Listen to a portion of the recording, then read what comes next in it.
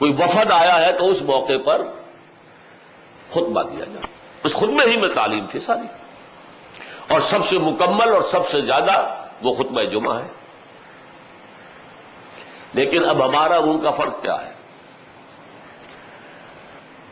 ہمارے ہاں جو مسنون خطبہ پڑھتے ہیں وہ تو ہماری سمجھ نہیں آتا.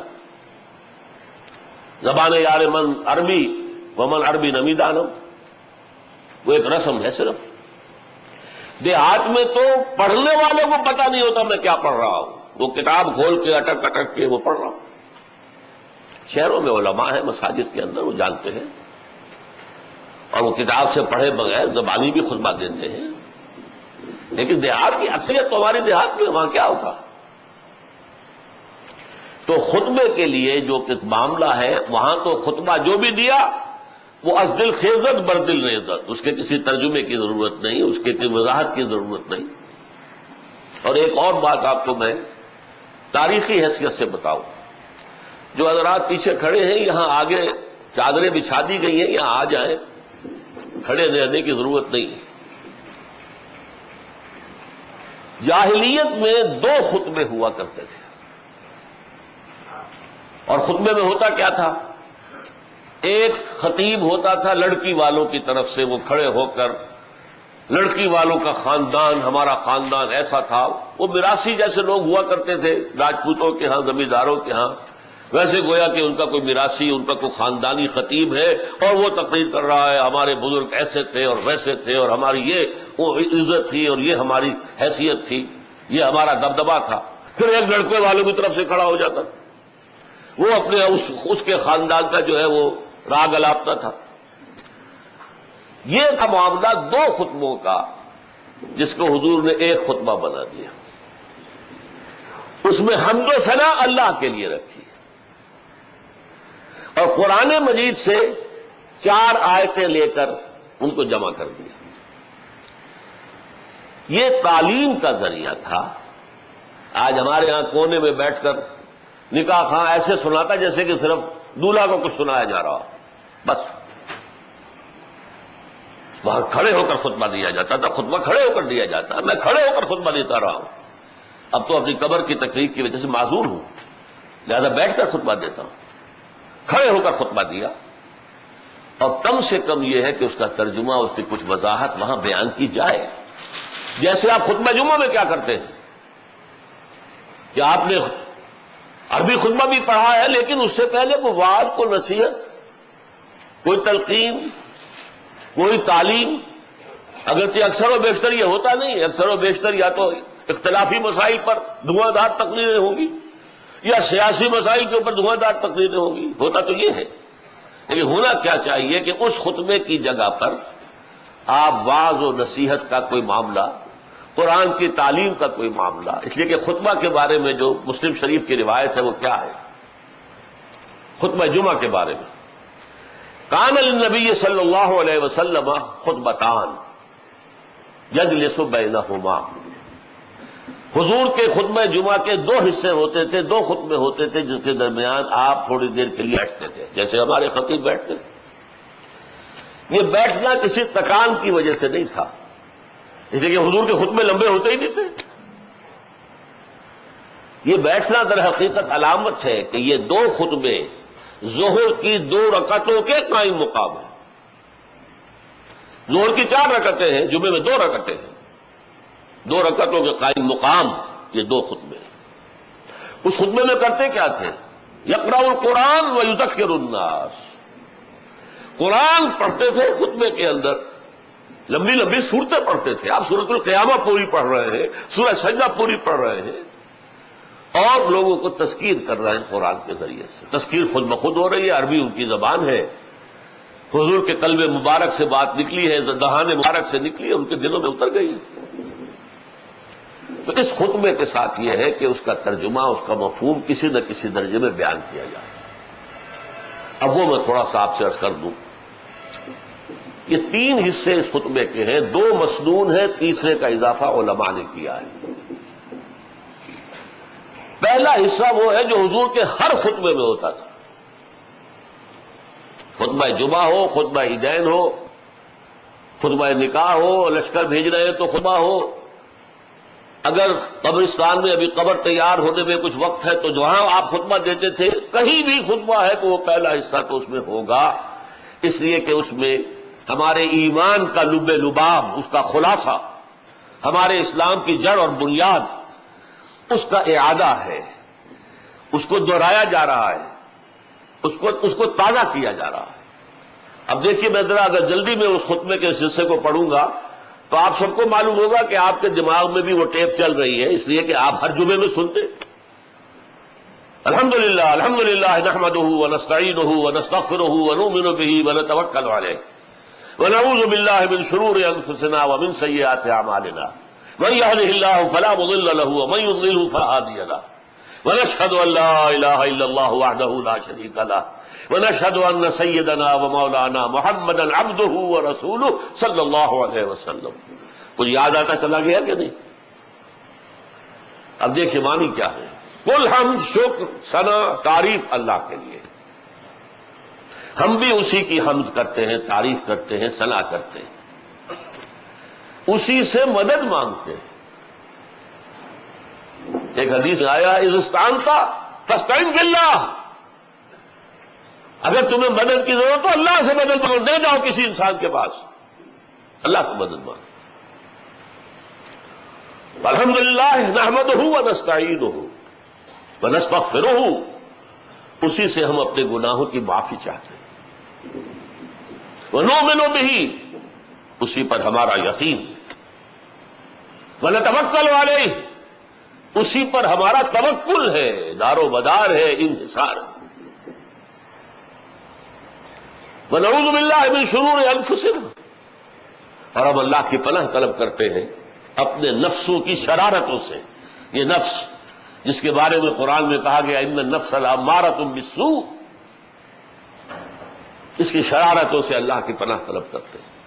ومن سیئات اعمالنا، اپنے برے کرتوتوں کے عذاب سے بھی اللہ کی پناہ چاہتے ہیں۔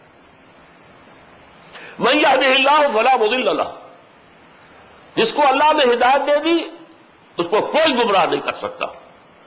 اللہم ربنا اجعلنا منہم، اللہم ربنا اجعلنا منہم، اللہ ہم سب کو ان میں شامل کرے۔ ومن یضلل ہو، اور جس کی گمراہی پر اللہ کی مہر لگ گئی، فلا ہادی لہ، اب اسے کوئی ہدایت نہیں دے سکتا۔ اللہ کے رسول بھی ہدایت نہیں دے سکتے، اختیار ہدایت کا اللہ کے ہاتھ میں۔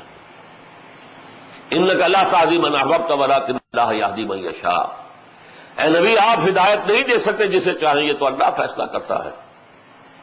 کون طالب حق ہے کہ اسے ہدایت دی جائے؟ خامخواہ خنزیروں کے آگے موتی بکھیرنے سے کیا حاصل ہے؟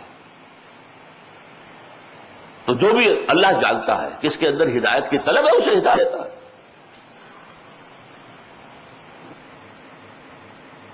ومن یضللہ فلا ہادی لہ، جس کو اللہ گمراہ کر دے اس کو کوئی ہدایت دینے والا نہیں۔ اللہم ربنا لا تجعلنا معہم، اے اللہ ہم میں سے کسی کو ان میں شامل نہ کر دیجیے۔ یہ ایمان کا لب لباب ہے، خلاصہ ہے۔ اگر سمجھے لوگ تو ایمان تازہ ہو گیا، ایمان کی تجدید ہو گئی۔ اس کے بعد اسلام کی جڑ اور بنیاد، نشہد ان لا الہ الا اللہ وحدہ لا شریک لہ، ہم سب گواہ ہیں اس پر کہ اللہ کے سوا کوئی معبود نہیں، وہ اکیلا ہے، اس کا کوئی شریک نہیں، اور ہم سب گواہ ہیں اس پر ونشہد ان محمدا عبدہ ورسولہ، ہم گواہ ہیں اس پر کہ محمد اس کے بندے اور رسول ہیں صلی اللہ علیہ وسلم۔ اس کو میں نے کیا کہا؟ یہ اسلام کی جڑ اور بنیاد ہے۔ ایمان وہ تھا، وہ کیفیات اندرونی، قلبی، نفسیاتی، توکل، یقین، استعانت اللہ سے، اور یہ اسلام کی جڑ بنیاد ہے کہ کوئی ہندو ہو، کوئی سکھ ہو، کوئی کافر ہو، کوئی عیسائی ہو، کوئی یہودی ہو، ابھی کلمہ پڑھے اشہد ان لا الہ الا اللہ واشہد ان محمد رسول اللہ، وہ اسلام میں آ گئے۔ اسلام میں داخلے کا شاہ درا یہ کلمہ شہادت ہے۔ شاہ درا آپ جانتے ہیں، دلی والے جانتے ہیں،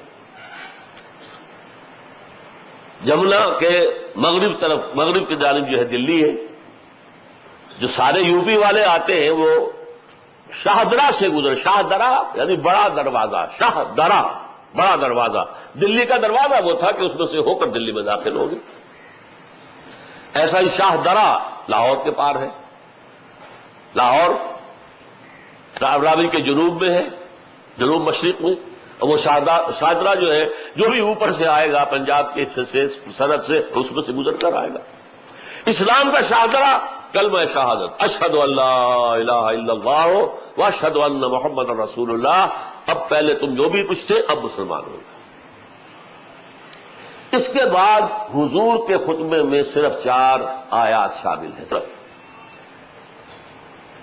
اور 4 آیات میں بھی حضور نے انتخاب کیا ہے، 4 کا عدد نہیں ہے مطلوب۔ ایک سورہ آل عمران کے وسط سے، ایک سورہ نساء کی پہلی آیت، 2 سورہ احزاب سے۔ یہ کیوں؟ حالانکہ 4 آیتیں پڑھنی تھیں تو 4 آیتیں سب سے زیادہ متبرک ثلث قرآن کے برابر جسے کہا گیا وہ سورہ اخلاص ہے۔ 4 آیتیں پڑھو اور تہائی قرآن کا ثواب مل گیا۔ 10 پارے پڑھنے کا جو ثواب ہے وہ یہ 4 آیتیں پڑھنے میں ہے۔ اور اگر سب سے زیادہ قرآن مجید کی جو اہم ترین سورت ہے، اساس القرآن، ام القرآن، سورہ فاتحہ ہے، وہ پڑھتے نہیں۔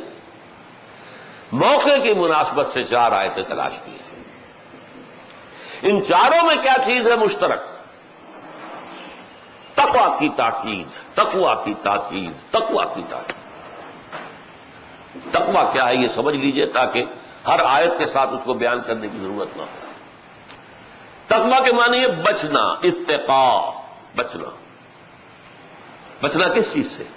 گناہ سے بچنا، اللہ کی نافرمانی سے بچنا، حرام میں ملوث ہونے سے بچنا۔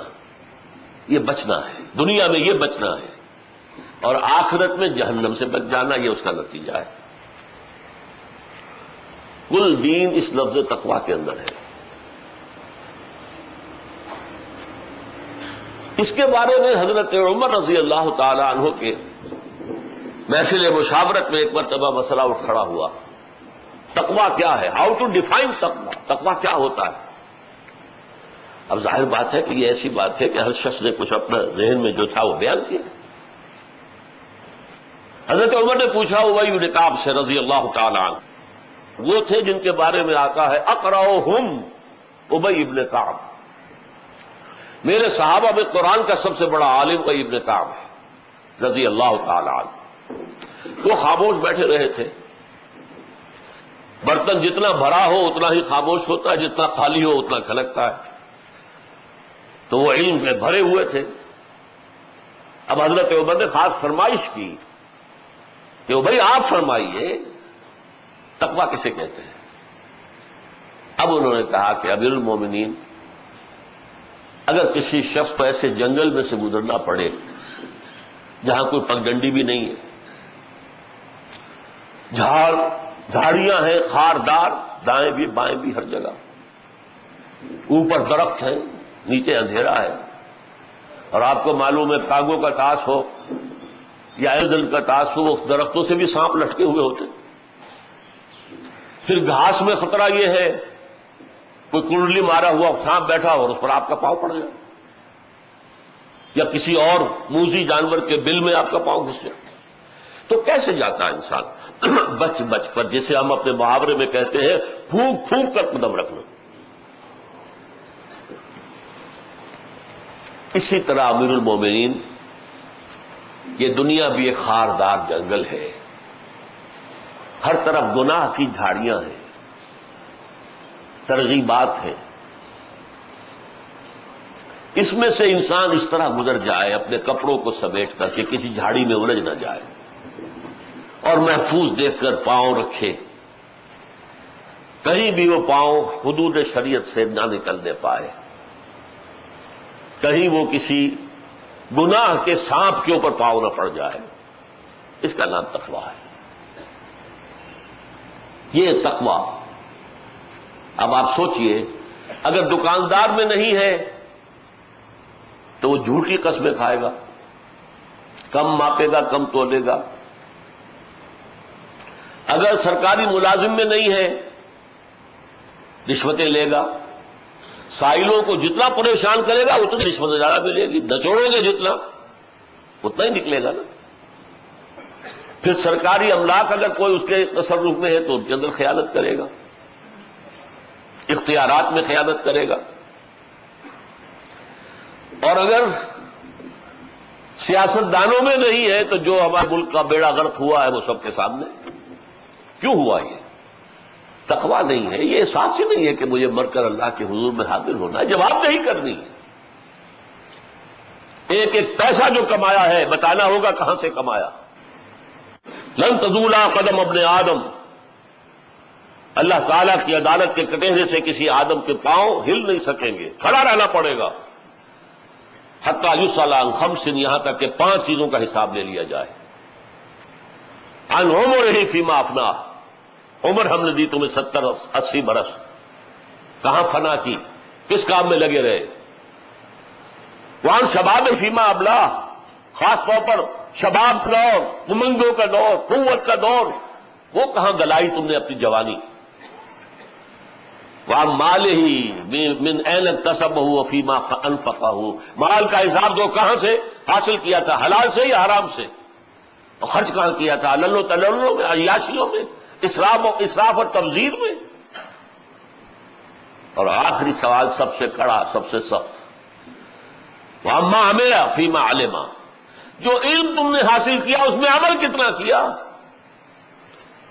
درس قرآن آپ ہر مہینے یہاں سن لیتے ہیں, کبھی اپنا جائزہ بھی لیا کہ اس سے ہماری زندگیوں میں کوئی تغیر آیا. ہم نے اپنے کاروبار میں سے حرام کو نکلنے کا فیصلہ کیا. ہم نے اپنی معاشرت کے اندر سے غیر اسلامی چیزیں ختم کی.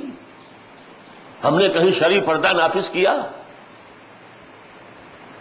زیادہ علم وبال بن جائے گا, وبال, جیسے زیادہ دولت وبال بنے گی. ایک ایک پیسے کا حساب دینا ہے. یہاں کے انکم ٹیکس آفیسر سے آپ ڈرتے ہیں, وہاں کیا ہوگا. یہ تقویٰ جو ہے معاشرے میں کیسے آئے گا جب تک کہ گھر میں نہ ہو. گھر وہ 4 دیواری ہے جہاں بچہ پل رہا ہے, پڑھ رہا ہے, پرورش پا رہا ہے.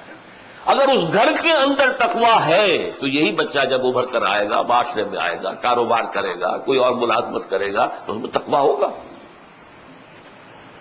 اس لیے حضور نے خطبہ نکاح میں وہ آیتیں جمع کی ہیں جو تقویٰ کی مؤکد ترین آیتیں ہیں قرآن مجید میں. آپ کسی کمپیوٹر کو بھی اگر دے دیں یہ جاب کہ قرآن مجید میں تقویٰ کی سب سے زیادہ تاکیدی آیات کون سی نکال دو تو وہ یہی نکلے گی.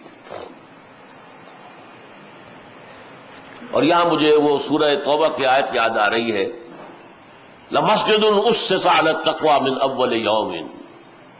مسجد قباء کے بارے میں قرآن میں کیا فرمایا گیا, وہ مسجد جس کی بنیاد ہی رکھی گئی ہے تقویٰ پر, پہلے دن سے. جس نکاح کی بنیاد تقویٰ پر ہو, ظاہر بات ہے کہ اس خاندان میں تقویٰ ہے. اب ان آیات کا مفہوم مختصر سا, یہ درس بھی ہو جائے گا ایک طرح سے. پہلی آیت, اور یہ میرے نزدیک قرآن مجید کی سب سے زیادہ تاکیدی آیت ہے, یا ایھا الذین آمنوا اتقوا اللہ حق تقاتہ, اے ایمان والو اللہ کا تقویٰ کرو جتنا کہ اس کے تقویٰ کا حق ہے. صحابہ گھبرا گئے.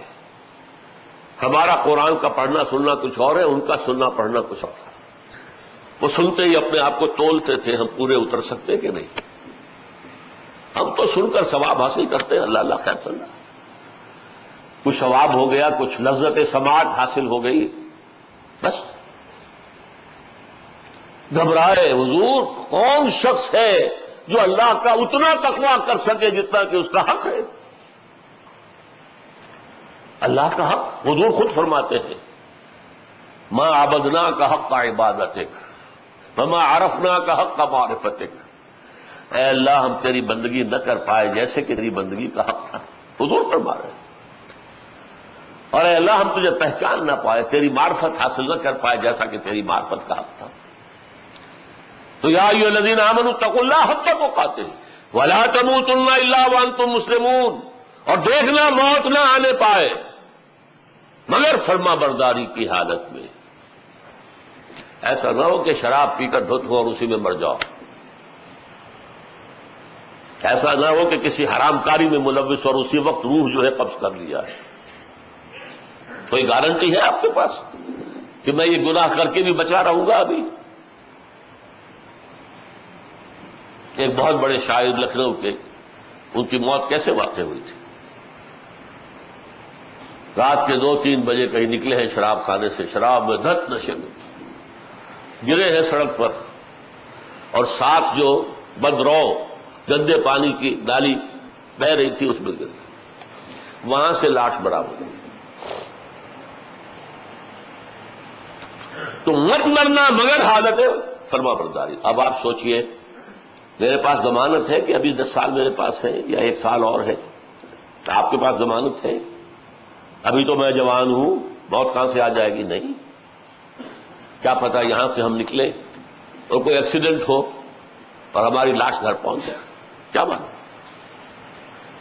دفتر سے نکلے، گھر سے نکلے دفتر کے لیے، شام کو نہیں لوٹے، تشویش ہوئی، گمان ہوا کسی دوست کے ہاں چلے گئے ہوں گے، ساری رات نہیں آئے، تو اب ڈھونڈ پڑی، ہسپتالوں کا دورہ کیا، پولیس اسٹیشن کا دورہ کیا، تو کہیں کسی کولڈ اسٹوریج میں لاش پڑی ملی۔ یہ ہوتا ہے یا نہیں؟ تو اگر میں طے کر لوں کہ نہیں مروں گا مگر حالت فرما برداری میں، تو اس کا مطلب کیا؟ کوئی لمحہ بھی نافرمانی میں بسر نہ ہو، مبادا اسی لمحے موت آ جائے۔ اب اس سے زیادہ تاخیر سوچئے ممکن ہے؟ جب صحابہ گھبرا گئے تھے، وہ بات نامکمل رہ گئی کہ حضور کون حق عطا کر سکتا ہے تقویٰ کا؟ اللہ کے۔ تو پھر جب سورہ تغابن کی آیت نازل ہوئی، فاتقوا اللہ ما استطعتم، تو تقویٰ کرو اللہ کا جس حد تک تمہاری استطاعت میں ہے، تب ان کی جان میں جان آئی۔ اپنے امکانی حد تک تو ہم کر سکتے ہیں، اللہ کا حق ادا نہیں کر سکتے۔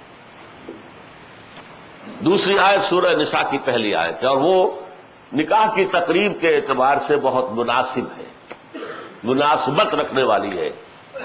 مناسب تو سبھی آیات ہیں لیکن مناسبت رکھنے والی ہے۔ یا ایھا الناس اتقوا ربکم الذی خلقکم من نفس واحدۃ وخلق منها زوجها وبث منہما رجالا کثیرا ونساء۔ اے لوگو، یہاں یا ایھا الذین آمنوا نہیں کہا، اے لوگو، یہ بعد میں بتاؤں گا کیوں کہا اے لوگو۔ اے لوگو، اپنے اس رب کا تقوی اختیار کرو جس نے تمہیں ایک جان سے بنایا، اسی سے اس کا جوڑا بنایا، آدم اور حوا، اور ان سے کثیر تعداد میں دنیا میں انسانوں کو، مردوں کو، عورتوں کو پھیلا دیا۔ 6 ارب سے زیادہ آبادی ہے اس وقت دنیا کی، 600 کروڑ سے زیادہ۔ کون ہے یہ؟ آدم اور حوا کی اولاد۔ اور ظاہر بات ہے کہ اہل ایمان بھی آدم اور حوا کی اولاد ہیں، تو ہندو بھی تو آدم اور حوا کی اولاد ہیں، عیسائی بھی تو انہی اولاد ہیں، یہودی بھی تو انہی کی اولاد ہیں۔ اس وجہ سے یہاں یا ایھا الناس کہا، اے لوگو، اپنے اس رب کا تقوی اختیار کرو جس نے تمہیں ایک جان سے بنایا، اسی سے اس کا جوڑا بنایا، اور ان دونوں سے کثیر تعداد میں مردوں اور عورتوں کو پھیلا دیا۔ اب مناسبت کیا تھی؟ نکاح میں کیا ہوتا ہے؟ آدم کا ایک بیٹا، حوا کی ایک بیٹی، اسی رشتہ ازدواج میں منسلک ہو رہے ہیں، انہیں بھی اللہ اولاد دے گا اور آدم کی نسل آگے بڑھے گی۔ لیکن نوٹ کیجئے، اس آیت میں دوسری مرتبہ پھر فرمایا واتقوا اللہ الذی تساءلون بہ والارحام، پھر دیکھو تقویٰ کرو اس اللہ کا جس کا ایک دوسرے کو واسطہ دیتے ہو۔ اس قدر پیاری انداز ہے، فقیر مانگتا ہے تو اللہ کے نام پر۔ آپ کو اپنے کسی دوست سے کہنا ہے بھائی میرا یہ کام ضرور کرنا ہے، ضرور کرنا، خدا کے لیے بھول نہ جانا، کس کا واسطہ دیا؟ اللہ۔ اگر میاں بیوی میں جب خلش ہو جائے، معاملہ نہ سلجھ رہا ہو، تو آخر کار بڑے بوڑھے کیا کہتے ہیں؟ خدا کے لیے اپنے معاملات درست کرو، بچے رل جائیں گے اگر طلاق پر، سیپریشن پر نوبت آ جائے گی۔ تو یہاں فرمایا جس اللہ کا واسطہ دیتے ہو اس کے تقویٰ پر بھی تو عمل کرو، اس کے احکام بھی تو مانو، اس کی شریعت بھی تو اس پر تسلیم کرو۔ والارحام، اور رحمی رشتوں کا لحاظ رکھو۔ صلہ رحمی ہونی چاہیے، قطع رحمی نہیں، بھائیوں کو کاٹو نہیں، رشتوں کو جوڑو کاٹو نہیں۔ ان اللہ کان علیکم رقیبا، یقیناً اللہ تم پر نگران ہے، تمہارا ہر عمل اس کی نگاہ میں ہے۔ چاہے تم نے دروازے بند کر دیے، کھڑکیاں بند کر دیں، پردے ڈال دیے، کوئی آنکھ دیکھنے والی نہیں ہے، ایک آنکھ دیکھ رہی ہے۔ ہوا معکم اینما کنتم، جہاں ہوتے ہو وہ اللہ موجود ہوتا ہے تمہارے ساتھ، تمہارا کوئی عمل اس کی نگاہوں سے چھپا ہوا نہیں۔ دو آیتیں ہیں سورہ احزاب کی، پھر دیکھیے وہی بات، یا ایھا الذین آمنوا اتقوا اللہ، اہل ایمان اللہ کا تقوی اختیار کرو، وقولوا قولا سدیدا، اور زبان سے بات وہ نکالو جو صحیح ہو۔ یہ نہیں کہ زبان جو ہے اس کو کھلی چھوٹ ہے، جو منہ میں آیا بک دو، جسے ہم کہتے ہیں پہلے تولو پھر بولو۔ سیلف سینسر ہونا چاہیے کہ آیا مجھے یہ چیز کہنے کا حق حاصل ہے یا نہیں ہے، سوچ لو پہلے، جواب دہی کرنی پڑے گی۔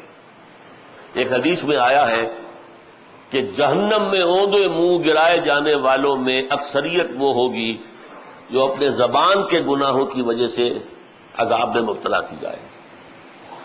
حصائد السنہ اس کو کہا ہے حدیث میں، حصائد جمع حسید کی، فصل کی، فصل کاٹنا، فصل کاٹی جاتی ہے، یعنی میری زبان سے جو لفظ نکلا وہ بیج بن کر آخرت کی زمین میں پڑ گیا۔ اگر وہ اچھا لفظ تھا تو لہلہاتا ہوا پودا مجھے ملے گا، وہ پھول کا ہو پھل کا ہو، اور برا تھا تو جھاڑی ایک جو ہے، اس جھاڑی کے اندر جس میں کہ زہریلے کانٹے ہوں گے وہ کاٹنی پڑے گی تمہیں۔ جب یہ بات کہی ہے حضور نے تو حضرت معاذ بن جبل چونک گئے کہ حضور کیا جو کچھ ہم کہتے رہتے ہیں اس پر بھی مواخذہ ہوگا؟ تو بڑے پیارے انداز میں، یہ عرب کا ایک خاص انداز ہے، لفظی معنی میں نہ لیجئے اسے، سکلت کا اموں کا یا معاذ، اے معاذ تمہیں تمہاری ماں روئے۔ زبان کی کھیتیوں سے زیادہ جہنم میں جھونکنے والی کوئی شے نہیں ہے۔ یعنی میں تو سمجھتا تھا کہ تم بہت بڑے فقیہ ہو، کہا بھی ہے عالمہم بالحلال والحرام معاذ بن جبل، حرام اور حلال کا سب سے زیادہ جاننے والا میرا صحابی معاذ بن جبل ہے رضی اللہ تعالی عنہ۔ تم بھی یہ کہہ رہے ہو؟ تو یا ایھا الذین آمنوا اتقوا اللہ وقولوا قولا